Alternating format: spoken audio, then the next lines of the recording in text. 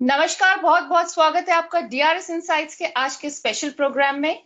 सुगंधा जी, बहुत बहुत स्वागत है आपका आज thank you so very much. Sugandha ji, Pankaj Arora ji हैं और कह रहे हैं रेलटेल के इनके पास 400 शेयर हैं और रेट है रेलटेल का इनका जो है जिस पे इनकी बाइंग है वो है 135। तो कह रहे हैं आपकी एडवाइस मांग रहे हैं इस पर आगे क्या करना चाहिए।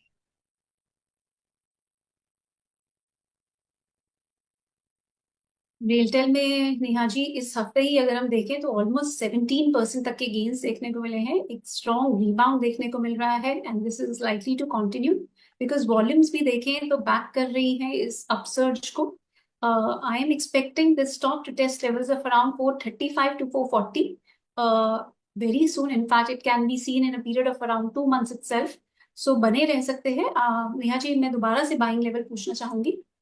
इनका बाइंग लेवल है 135 का।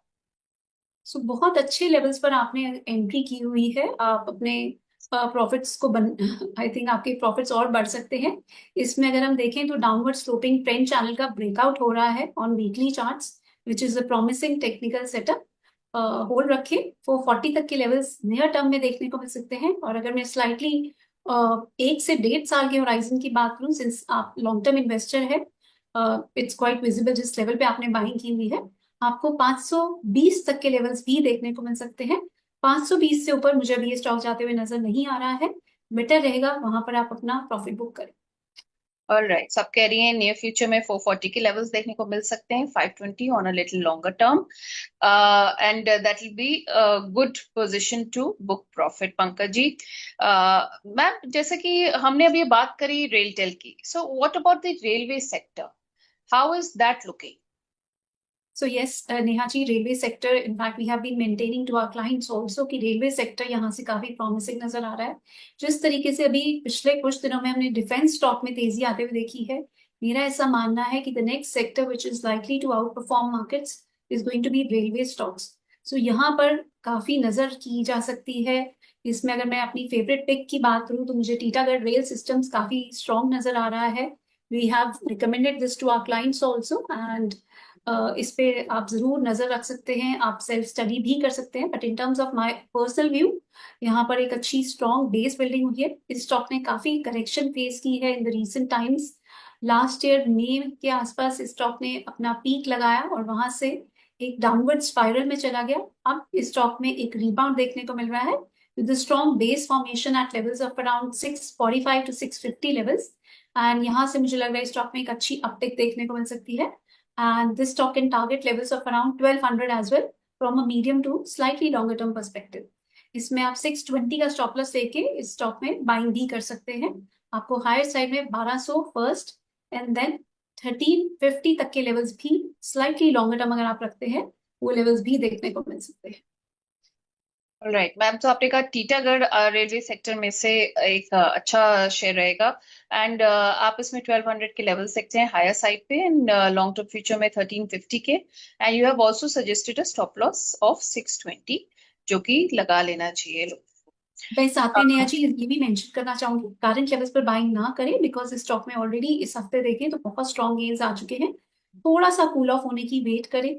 765 770 लेवल्स पर एंट्री की जा सकती है इस स्टॉक में। ऑल राइट, तो आपने कहा 765 या 770 के लेवल्स बाइंग के लिए ज्यादा सही रहेंगे। हम टीटागढ़ की बात कर रहे हैं रेलवे स्टॉक सेक्टर में, जो कि सुगंधा मैम ने सजेस्ट करा है। Ma'am, thank you for this tip आपने जो टीटागढ़ की दी, क्योंकि एंट्री लेवल्स हमें पता होनी चाहिए कि कहाँ लोगों को एंट्री करनी है। ओके, नरेंद्र सारस्वत जी हैं, आरआईएल पर पूछ रहे हैं। इनके पास 40 शेयर्स हैं और रेट है इनका 1340 का। कह रहे हैं क्या व्यू होना चाहिए मैम इस पर, प्लीज मुझे सजेस्ट कीजिए। रिलायंस पे मेरा नॉर्मली काफी भरोसा रहता है और अभी रिसेंट टाइम में रिलायंस ने अच्छा परफॉर्म भी किया है। बट 1470 के आसपास रिलायंस में एक थोड़ा हर्डल नजर आ रहा है मुझे। तो शॉर्टर टर्म में थोड़ी सी इसमें प्रॉफिट बुकिंग देखने को मिल सकती है। ओवरऑल स्ट्रक्चर अगर आप स्लाइटली लॉन्गर टर्म का होराइजन रखते हैं तो बिल्कुल बने रहे। 1600 तक के लेवल भी ईयर एंड तक देखने को मिल सकते हैं। स्ट्रक्चर ओवरऑल पॉजिटिव है, बट सिर्फ अगर मैं नियर टर्म की बात करूं थोड़ी प्रॉफिट बुकिंग आ सकती है। मेरी सजेशन है अगर आप लॉन्ग टर्म इन्वेस्टर हैं आपकी ऑलरेडी आप प्रॉफिट्स में हैं, आप अपनी पोजीशन को ट्रेल करें 1320 के लेवल पर एंड होल्ड रख सकते हैं। इस साल के एंड तक 1600 तक के लेवल देखने को मिल सकते हैं। ओके, 1600 के लेवल्स हम देख सकते हैं साल के एंड तक। प्रसाद जी हैं एचएल के, इनके पास शेयर्स हैं, इनका जो रेट है, बाइंग रेट है एचएल का 3838 यानी 3838 का है। पूछ रहे हैं कि प्रॉफिट बुक कर लेना चाहिए या वेट करें, और किस लेवल पे अगर प्रॉफिट बुक करें। So defence sector has been in limelight of late, बहुत स्ट्रॉन्ग गेन्स देखने को मिले हैं डिफेंस और सेक्टर मुझे लगता है ऑल टाइम फेवरेट है। सबसे ज्यादा क्वेरीज इसी को लेकर मेरे ख्याल से आती हैं। सो अच्छा भी है नेहा जी, अगर हम देखें तो we are moving towards self sufficiency in this sector.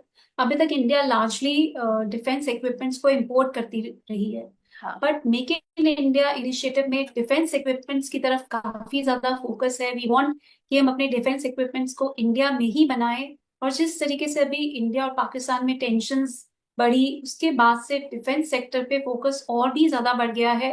और अगर हम ओवरऑल भी देखें तो डिफेंस का as a percentage of GDP जरूर एलोकेशन कम हुआ है, बट ओवरऑल अगर हम 1965 ऑनवर्ड्स देखते हैं, we have done recent analysis also, defence sector में जो एलोकेशन है, जहां 2.3 टू 2.5 बिलियन डॉलर होता था, और ऑलमोस्ट बढ़ के $78 बिलियन तक पहुंच गया है। सो काफी हम्म। ज्यादा फोकस है, और वही अगर डोमेस्टिक इंडस्ट्री पे जाएगा, जो हम इम्पोर्ट पे एलोकेट कर रहे हैं, वही एलोकेशन अगर डोमेस्टिक इंडस्ट्री पे जाएगी, तो डेफिनेटली डिफेंस स्टॉक को इसका लॉन्गर टर्म में अगले 4 से 5 साल में बहुत फायदा मिलेगा। ओवरऑल अगर एचएल की भी बात करें तो मेरा काफी ज्यादा भरोसा है स्टॉक पे। We have recommended this stock to our clients, हमने मीडिया में भी स्टॉक के बारे में काफी बात की है, और हम इस स्टॉक को 3900 लेवल से बार बार रिकमेंड करें। In fact we have recommended this stock multiple times to our clients in futures as well as in cash. और अभी भी मुझे लग रहा है ये तेजी थोड़ा और जरूर कंटिन्यू करेगी, बट यस, सिंस काफी एक अच्छी हम लोअर लेवल से देखें तो एक हफ्ते का चुकी है, सो थोड़ा सा प्रॉफिट ऑफ द टेबल लेना में कोई बुराई नहीं है। 5000 के आसपास मेरी सजेशन रहेगी, आप पार्शली जरूर बुक करें या थोड़ा ट्रेल जरूर करते रहें इसको।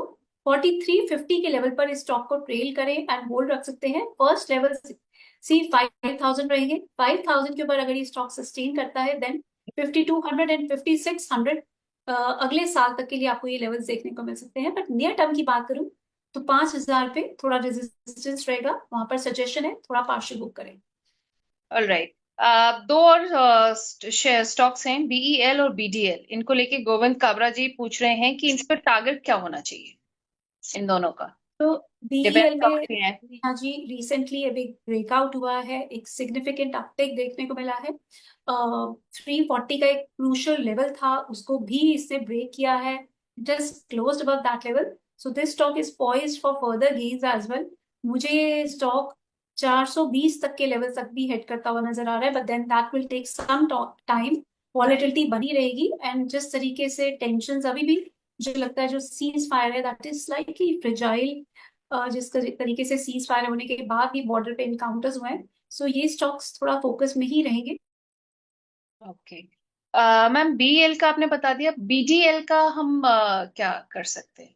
बीडीएल पे मैं अभी कमेंट नहीं करना चाहूंगी because I am personally holding this stock, but okay. Outlook इस पे भी पॉजिटिव है। मैं लेवल्स बता देती हूँ। हाँ जी। 1800 के लेवल पर इस स्टॉक में एक अच्छा रेजिस्टेंस है। इस लेवल को अगर ये स्टॉक ब्रेक करता है तो फर्दर अपसाइड इस स्टॉक पे 2250 2350 तक की देखने को मिल सकती है। ओके। सो एक ओवरव्यू पूरा हमारा डिफेंस सेक्टर का हमारे व्यूअर्स को मिल गया है, स्टॉप लॉस भी और लेवल्स भी क्या देखने को मिल सकते हैं और उसमें कितना वक्त लग सकता है। नेहा जी, हमने काफी सारे स्टॉक्स की बात की, बट आप जरूर इन स्टॉक्स में अपने इन्वेस्टमेंट एडवाइजर से एडवाइस लेके ही इन्वेस्टमेंट्स करें। And I am also personally holding some of the stocks that we have discussed during this interview, and my clients are also holding some of the stocks that we have discussed during this interview. Thank you so much.